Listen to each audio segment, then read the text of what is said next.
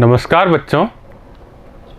बच्चों आज के वीडियो में हम कक्षा 12 की हिंदी विषय की पाठ्य पुस्तक आरोह के गद्य खंड का अध्याय 12 का भाग 1 पढ़ेंगे। लेखक हैं जैनेंद्र कुमार। अध्याय का नाम बाजार दर्शन।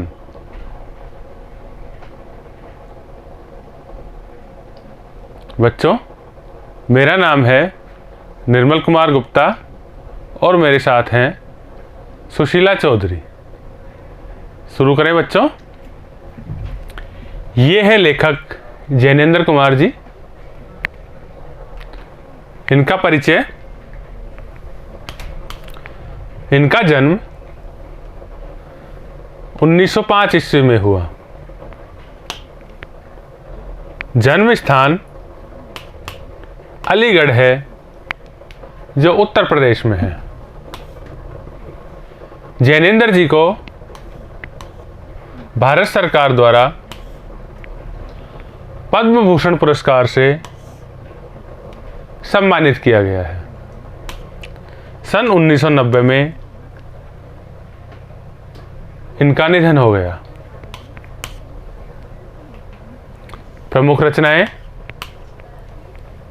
बच्चों, इनकी प्रमुख रचनाओं में परख, अनाम स्वामी, सुनीता, त्यागपत्र, कल्याणी आदि उपन्यास हैं।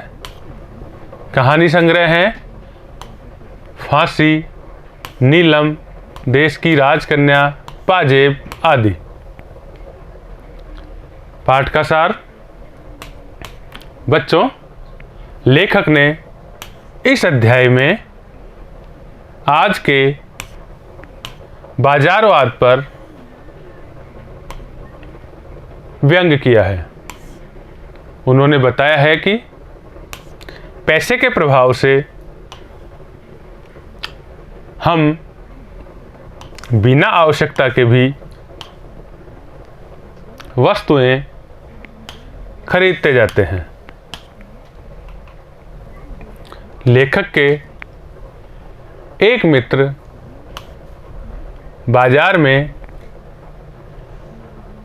मामूली सी चीज लेने गए थे, किंतु बाजार की जगमगाहट देखकर वे अनेक चीजें ले आए और सारा दोष अपनी पत्नी पर लगा दिया। लेखक के अनुसार यह सारा दोष केवल पैसों की ताकत का है, अर्थात उनके पास पैसे थे तो उन्होंने बिना आवश्यकता के भी सामान खरीद लिया।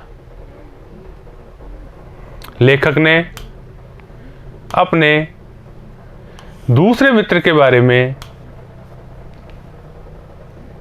यही अनुमान लगाया जो बाजार से कुछ भी नहीं ला सके।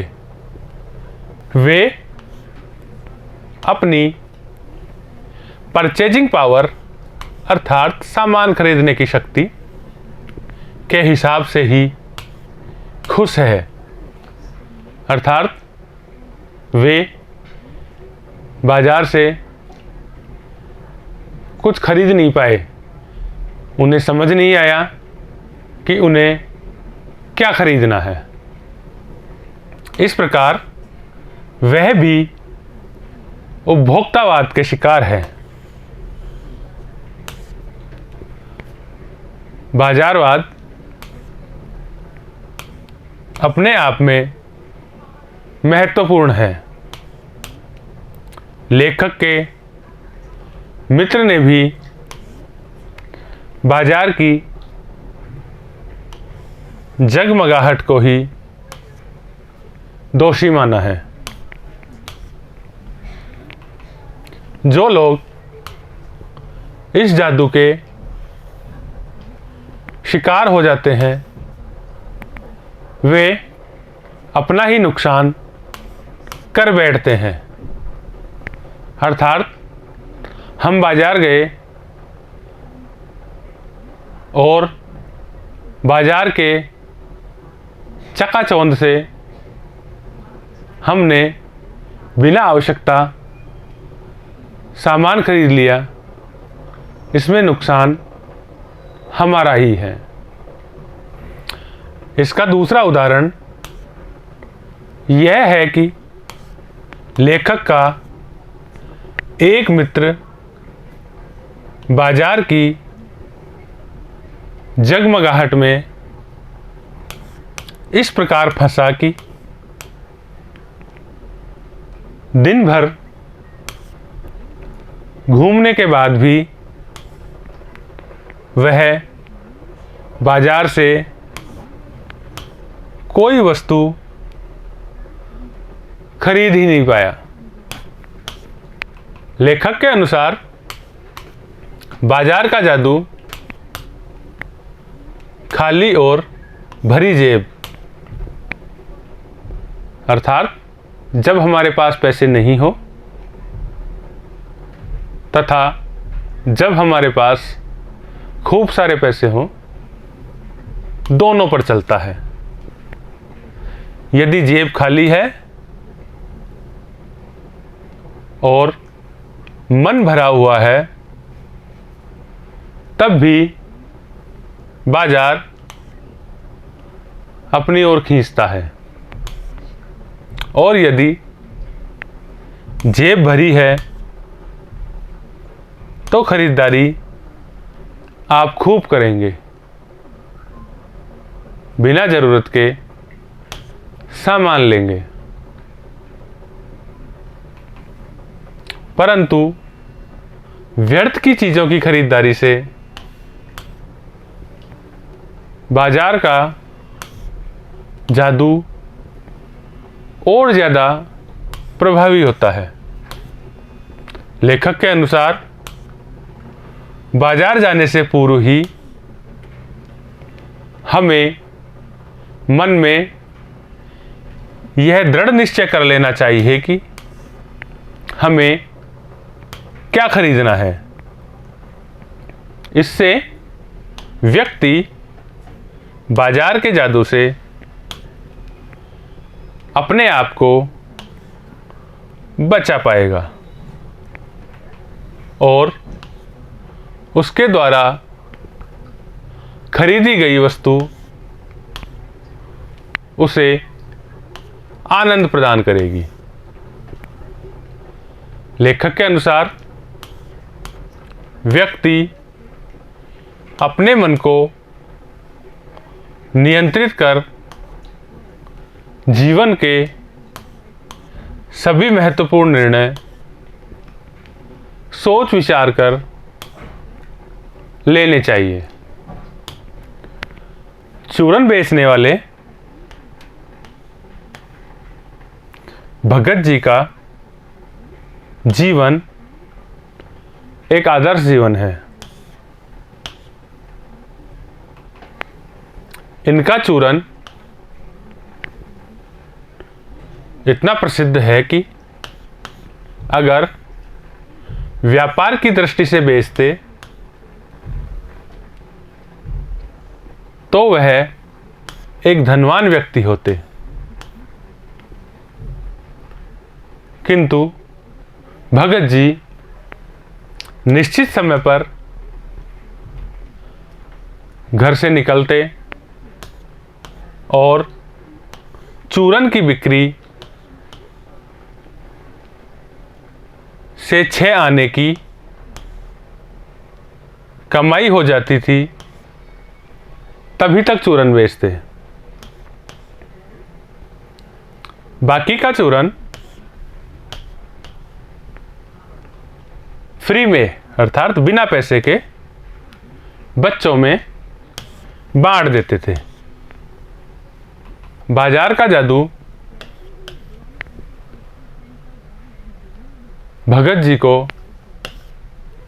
अपनी ओर आकर्षित नहीं कर पाता था, क्योंकि भगत जी एक विवेकपूर्ण निर्णय लेने वाले व्यक्ति थे। वे बाजार में सोच समझकर खरीदारी करते थे, अर्थात जितने सामान की उन्हें आवश्यकता होती उतना ही लाते। बच्चों, कई बार बाजार में दौड़ती हुई कार को देखकर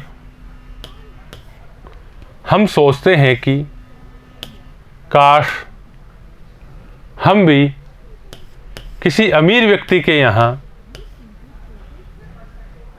पैदा होते तो हम भी इस कार में घूमते। किंतु यह सोच भगत जी को अपनी ओर नहीं खींचती है, अर्थात वे अपने आप में खुश रहने वाले व्यक्ति थे। भगत जी के पास ऐसा कौन सा बल है जिससे उनके सामने तमाम व्यंग शक्ति असफल हो जाती है। लेखक के अनुसार ऐसे व्यक्तियों में आध्यात्मिक, आत्मिक, धार्मिक या नैतिक बल होता है, जिसके कारण वे बाजार के जादू से प्रभावित नहीं होते। लेखक के अनुसार बाजार को सार्थकता वही व्यक्ति दे पाता है जिसे यह पता होता है कि उसे कब, क्या और कितना खरीदना है। अनावश्यक वस्तुएं खरीदने वाले व्यक्ति परचेजिंग पावर के घरों में बाजार की शैतानी शक्ति और व्यंग शक्ति को ही बढ़ावा देते हैं। लेखक ने अपने दो मित्रों के उदाहरण दिए और बताया है कि अर्थशास्त्र केवल बाजार का पोषण करता है, अर्थात बाजार को ताकत देता है। वह अनीति शास्त्र है, अर्थात बेकार का शास्त्र है। यह उपभोक्ता को दुख, गरीबी तथा ईर्ष्या देता है। ऐसे बाजारवाद को लेखक गलत मानते हैं। इस प्रकार इस अध्याय में लेखक ने आज के बढ़ते हुए उपभोक्तावाद पर